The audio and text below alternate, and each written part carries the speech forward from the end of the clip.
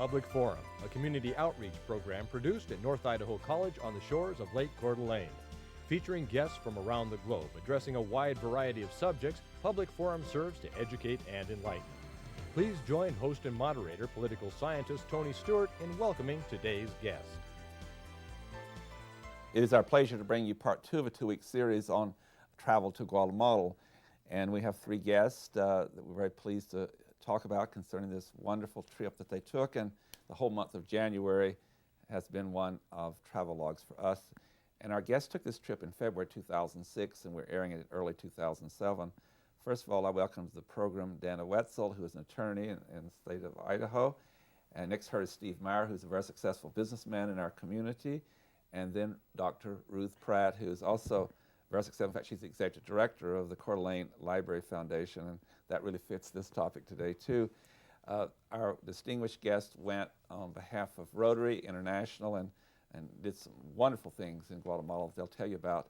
And I welcome, of course, as always, our regular panelist, Janelle Burke, who's an attorney in the state of Idaho, and our visiting panel member is Judy Meyer, who also went on this trip and is a great, great supporter of education. And with that, I'll ask Janelle Burke to commence today's questioning. Welcome to our guests. It's going to be fun to talk about Guatemala. We talked about it a little bit last week, but Dana, for the information of our viewers, would you tell us again something about Guatemala, the kind of place it is, something about the temperature there, and how you became so interested in Guatemala? Well, at the early age of 21, my husband and I had the opportunity to live in Guatemala for 3 years, and we just simply left our hearts there. It is a beautiful country. This huipil that I'm wearing is typical of what the Indian villagers wear. Each village has a different huipil and style of weaving. This weaving, for example, has all of the birds of Guatemala on it, and you can tell by the striped purple lines that it was woven in Santiago Atitlan. And anywhere in the world, you can tell that this particular cloth came from that village based on the style of weaving. So when you think of the number of villages in Guatemala and all of them have a different style, it gives you an idea of the type of color and variety in handicraft that you can find. We also have maps up that tell us where it is. Guatemala lies just below Mexico and above Honduras and El Salvador. It's a country the size of Rhode Island. Currently has 11 million people. It's very poor and has seen many years of political strife, which ended in 1995 with the peace accords, which is the same year that this program began in Guatemala. Very fortuitous, because for the first time, both those children of Indian descent and those children of the more classic Spanish descent have equal access to schools. And this is a time of rebirth, and hope in Guatemala, and they're embracing this program and embracing the opportunity for education that this program brings. So not only is the country a beautiful country, this was a perfect time to be introducing an opportunity for education. Judy Meyer. The education that we're talking about is a program that Rotary is supporting of an organization in Ohio that was Cincinnati, Ohio, called Cooperative for Education. And Steve is part of our visit time there. Not only are they doing literacy with books, but literacy with computers. And surprise, surprise, for anyone that knows you, we're going to ask you to talk about computers and literacy. Could you tell us what your observations were, and really what we did when we went there with a computer lab? What did that mean? What do we do? The government of Guatemala only funds education through the 6th grade. So we visited high schools, and the book program that is the basic product of this program has been complemented by a program of computer labs.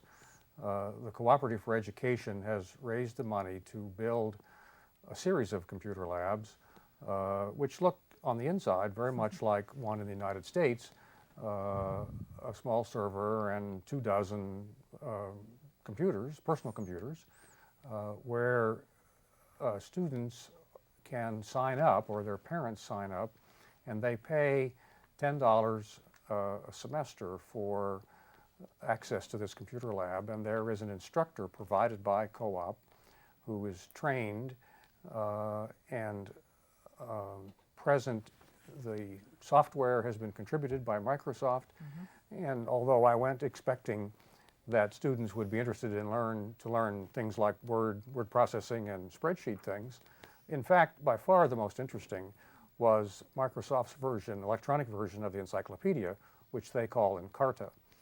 And we found because I sat down with some students at a computer station, and there'll be a picture of that here in a moment. But right here, there's a cutting of a ribbon for the dedication. Well, this is the grand opening. One of the events we did was the grand opening of a new computer center, and there's my fellow guest, Dana, snipping the ribbon.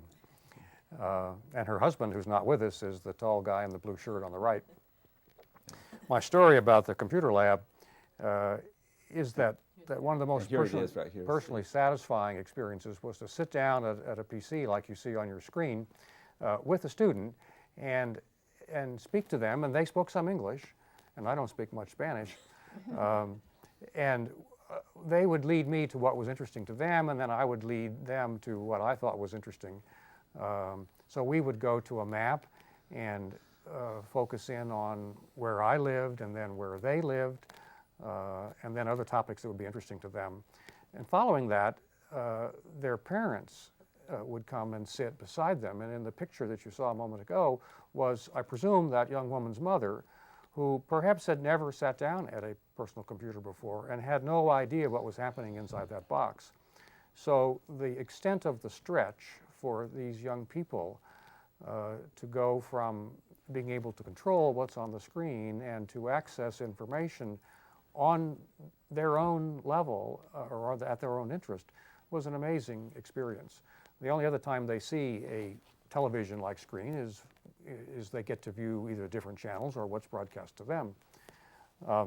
So the computer lab project is more complex and more expensive and is not as widespread as the book program, but does an enormous good job of leading students to what is possible.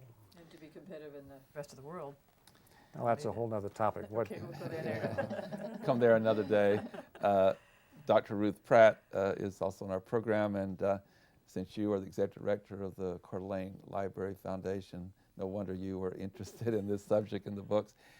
As you travel to Guatemala and others with you from the Rotary, you had to choose, as Steve was talking about, you had to choose which schools are going to get those. So is all that planned from here, and what's the criteria for choosing? Unfortunately, you didn't get to do all the schools in Guatemala. So. No. And actually, the candidate schools are identified by the individuals from Cooperative for Education. This is a program that goes on all year, not just when we Rotarians are down there for 2 weeks. They pre-plan and carefully research everything and identify schools in the inner city and the countryside who are good candidate schools, and by that, they have to prove that they have the support of the teacher, the principal, the faculty, the parents, and the students, that they are committed to doing what it takes to participate in the program. And you mentioned, my passion happens to be libraries. I've spent a lot of time and libraries and literacy. And one of the things, in addition to the textbook delivery and the computer labs, is that they are setting up these little mini libraries in some of these. In these students, these are just great faces. We love this. Part of our presentation in the inauguration program was not only to provide the textbooks, but to give the most simple, rudimentary tools. There happens to be pencils, and we had people line up all around buildings to come through a line and get pencils and pens that we were giving out. We mentioned the textbooks, which is, as Steve said, the sort of meat and potatoes of the program as it started out. They have been able to gather information that says that 30%, it improves grades by 30% of the kids in the secondary schools, and the amount of material that they cover by 70%. So it's a phenomenal thing for these students to be exposed to this kind of information. And I don't think any of us ever went through an inauguration ceremony where we didn't cry, because it was so moving to see their appreciation. I'm really editorializing through both these programs, but I just hope American parents and students know how fortunate they are and that they should have that kind of commitment for the education of their children. Janelle Burke. Many of our viewers may not have had an opportunity to participate in the Rotarian program, and so, Dana, what are some of the other kinds of assistance that can happen? You don't have to be a Rotarian to help, I'm sure. So what are some of the things that people can do? Well, this program in particular is a 501c3 program run out of Cincinnati, and they use a lot of private funds, and most of those funds are raised in the Cincinnati area. But because Rotary has committed funds, it's more of a bricks and mortar program. This program uses funds from other citizens throughout the nation to help them hire the teachers that are teaching in the computer labs, hire the teachers who go around and help teachers learn how to have books. But also, as our club goes through these schools, one school was wiped out by, one whole side of it was completely demolished by an earth flood, a mudslide during a hurricane, and so we contributed from our own pockets to rebuild the second story of that school because they had already gotten community funds to build the first story. So when we go to travel to these countries, we find where a contribution of $50 can put electricity into a full schoolhouse there. And we were giving that kind of money to these kind of programs. And anyone can contribute to these types of programs. Anyone can contact a Rotary Club and they will have access to these and other programs in developing nations. And it's money well spent. For $1 here, you can make a significant difference for a long period of time in the lives of people in third world nations. I believe we have some slides, I'm not sure, that will come up right now. If so, you could explain that too in relation to the country. Here, this is a breathtaking scene. This is Lake Atitlan, and there are about 20 villages around that lake that have no other access to them except by boat across Atitlan, and we actually provided books to one of those schools. There are a couple of, and we did, and then a couple of the communities actually have roads that have been built in the last 10 years. But when we were there, it was the year after the hurricane, and both of those roads were closed by mudslides. This shows the boats that are lined up on Lake Atitlan to go across to those villages, and as we mentioned in our first program, almost all of the transportation in Guatemala is done by individuals carrying weight on their head. They will often carry their body weight on their head. I tried it once. I'm not at all. I'm not at all good at this. But they're an incredibly industrious, strong people, and they're very committed to education for their children. This is a group of parents again who have come to one of our inaugurations to participate in giving. I think we gave books at this particular place. But I know Steve, when he talks more about computers, will also talk about how efficient this organization is. The Gates program has reached out to them as a model way of providing educational tools such as computers, and even the Guatemalan Department of Education is now working with COED to try to have COED help them with their computer classes to make them more efficient. The computers that are given to Guatemala and set up down there are run 18 hours a day. Every class comes in and uses it, and then afterwards the computers can be used by members of the community that also sign up and rent space. So these are well-run, very efficient, extremely important programs to bring this country, the children of this country, into what is the 21st century. Judy Meyer. Well, that was your lead-in, Steve, for what, as a business person, we often talk about is this really going to work for the local folk, or are we just bringing something in from outside that when we leave, it goes away? And so sustainability has always been a criteria, I think, as we look at programs. In this case, go ahead with what you saw, because you were measuring that closely. I went down with, I guess, typical American skepticism about how does this work and is it going to continue? And I came away with wonderful conviction that what these fellows have done is created a model that is sustainable and can be repeated in other places. Third world countries, or those in the transition from third to second world, if you will, And Guatemala is one of those. The city of Guatemala City, the capital, is a big city and has many modern attributes. The rural areas where we were is quite different. What makes programs like this one stable is the combination of political stability and economic stability. All these people are struggling to figure out how they make a living and how they make their opportunities for their children better. And that comes from a period of, or the country comes from a period of political turmoil for 11 years between 1984 and 1995, roughly, as Dana explained, to a period where there are lots of elections and lots of competing political interests, and they have the same problem as we have with information and misinformation about candidates and issues. Only in Guatemala, remember that these students speak mostly their native dialect. Some of them, and only some, speak Spanish, and even fewer speak English. Information comes from television, often in Spanish, rarely in their native language, and even more rare in English. So to get political stability, you need informed and educated people. And what the Cooperative for Education fellows have figured out is an economical way to move everybody in a small community up the education scale a ways so that they can make a more uniform and a more constructive contribution to the political process. The Cooperative for Education people have addressed the problem that schools have no access to capital. And so by raising money, principally in the United States and largely through Rotary clubs around the United States, co-ed has taken that capital, bought textbooks. The textbooks and the enrollment in the computer labs are paid for by parents. And although it only costs, as I described earlier, $10 a month or a semester for the computer labs, and I think $4 or $5 a semester for the books, that represents 5 to 10% of a family's income. So it's as if in this country, us parents had to pay between $300 and $500 for those kinds of things, which we get in this country paid for by the government.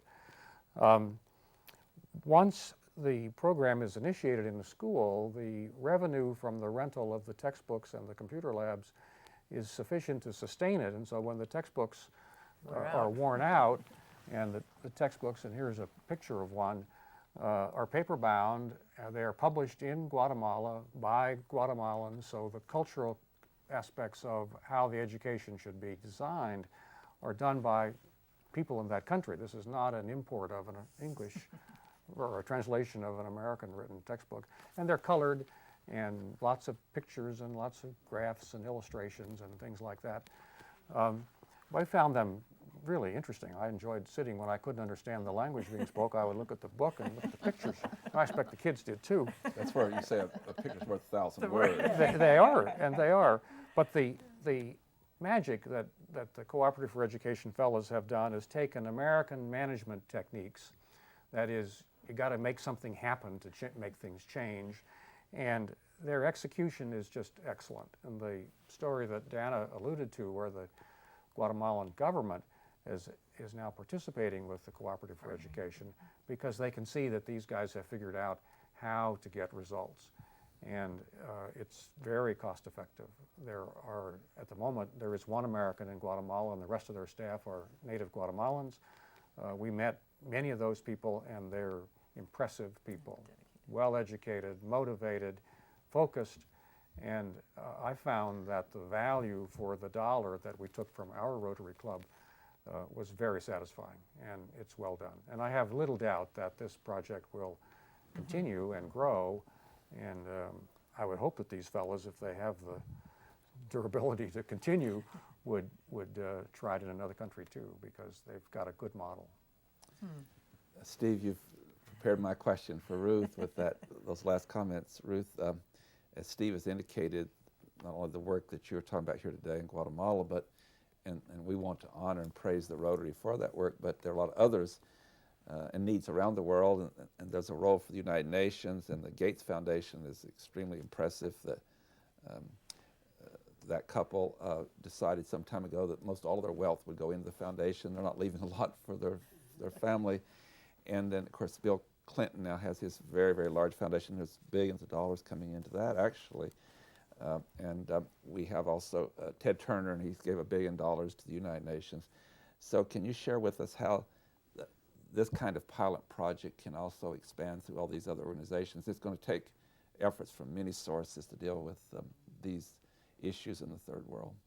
Right, and from a personal perspective, you know, all of us really are now, because we've experienced it, so enthusiastic about this kind of, about the difference that this kind of program can make. And the co-ed's emphasis is really so much on training. The nice thing about participating in this kind of a program is you know where all of your money is going, you know what it's doing, you know what kind of a difference it can make. And I believe that Joe and Jeff ultimately, you know, their goal is to turn this over to the Guatemalan Department of Education and the Guatemalan people so that they can sustain it. And so all of this 10 years leading up to, and we don't know when exactly that might happen, it depends on the political climate in the country, but all of this has been really to train and prepare for that transition.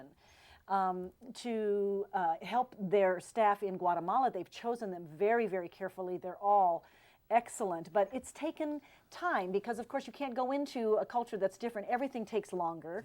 Nothing turns out the way you initially thought it was going to, and they have had the tenacity and the patience to continue that. And so using their model, I think, I can't speak highly enough for that. If nothing else, it's worth going to on this trip to see what the kind of a program that they've put together. We're looking now at a slide of a mother and a baby. This is a scene that we frequently saw. Again, the mothers and the parents would show up to these textbook inaugurations with all the members of the family, everybody just in their finest finery. And many of them came up to us afterwards and touched us and said thank you. And it just is a monumental event in their lives. And as you have said, Tony, and you can see how happy they are. They're beautiful people. They're beautiful people, and they love to have their picture taken. One of the most popular things we did was take a Polaroid camera and give them their own pictures. It's a good way to kind of get mobbed, but with a great group of children. So. I think, again, the plan is ultimately to turn it over to the Guatemalan staff. I just wanted to also reference, I brought a little packet of thank you letters, and this is something that happened every time we went to an inauguration. We got this packet of letters written by all the students, and you can see some of them include artwork. They're just beautifully done, all, of course, written in Spanish. But thanking us for our participation and for caring enough. And I'm telling you, they are just very touching. So this is probably the most wonderful thing to have. And as you say, this is really a people-to-people program. If we can convince one other person to go down and experience this, then, you know, it just affects so many lives. And we left out another really important group, the Carter Center in Atlanta. Rosalind and Jimmy Carter are doing things all over the world. There's so many groups doing it. And just from these kind of programs we're doing here today will encourage others to give, and there's a lot you can give to, and I know they want me to say this, but I will anyway. We also have a very generous couple here today, Steve and Judy Meyer, are that kind of people. They recently gave $1 million in endowment to North Idaho College, and so I know I embarrassed them, but that's okay. It's just that kind of gift that's what this is, a people to people all over the world, including our own country. Janelle Burke. One of the things that's very interesting in your pictures has been the families. And so this is a question for all three of you. What about the families? What's the size of the family? Does the family continue to live in the same location, or do they move about? Of course, if Guatemala is the size of Rhode Island, there's not much space to move to. But tell us something about a family. Maybe we can start with you, Dana, because you had many experiences with families. The families are very strong, very unique unit, but they're also a unit within their community. They stay within their community. We had one child in our class when we were in Guatemala that took a radish from my yard, and his community thought that it was not appropriate for him to have done that, even though I gave it to him. And it was a shame upon the community, not just upon this individual.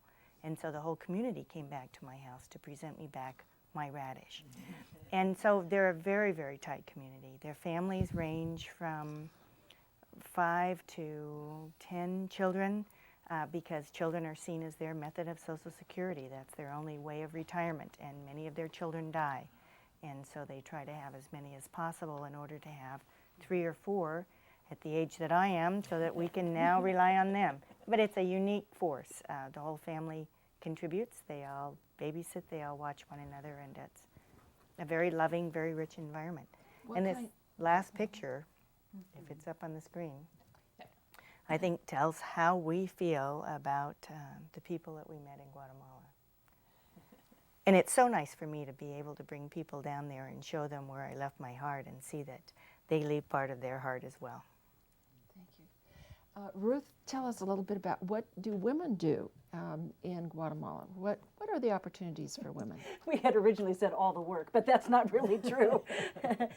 What are the opportunities for women in Guatemala? Well, again, education is a huge part of that, and education is the ticket out of poverty.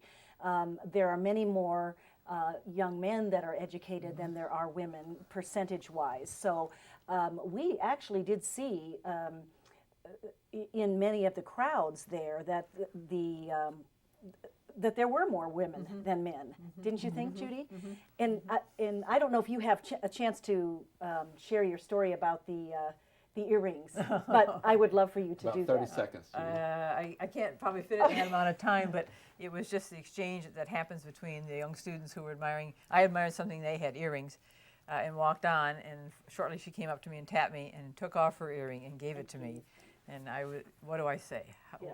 Whether the moment was magical, and maybe that's a happy moment to end with, because I think it represents the care that we have as human beings worldwide.